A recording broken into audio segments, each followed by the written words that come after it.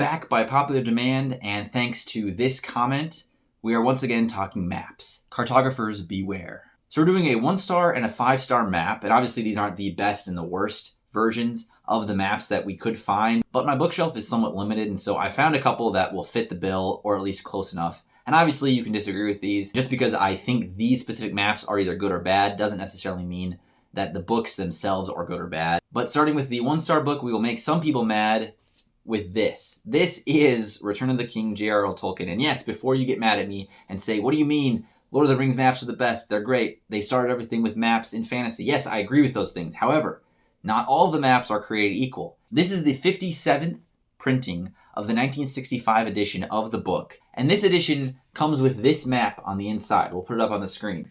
It is cluttered. That is the word I will use to describe this. It is cluttered. It is full. There's too much going on. I like Lord of the Rings maps. I like the names in them. I like the way that it's set up and shaped. But I do not like this because it's cluttered. It's hard to read. It's hard to see. I've seen a version of this map with red letters, and that fixes it a little bit. But it's just too much packed in. I don't like it, and it's hard to read. So this is my 1-star for this video.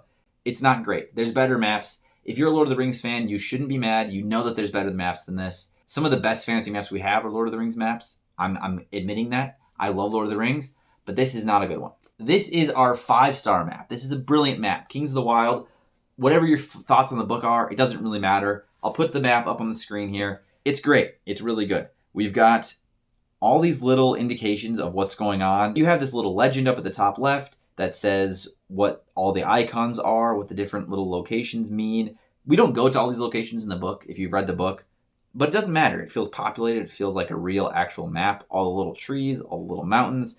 I like a good little coastal water design. It's just nice. It's got flair. It's got touch. It's got a sense of reality to the book.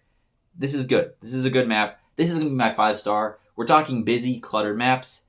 Comparing the two, it's really not even close. You know what's going on. You can read the names in Kings of the Wild. You can't so much in this edition of Tolkien's Return of the King. Now, books aside, what they are, if you like them, if you don't like them, just talking about the maps, that's my thoughts. A 1-star, a 5-star. Disagree with me. Tell me I'm wrong.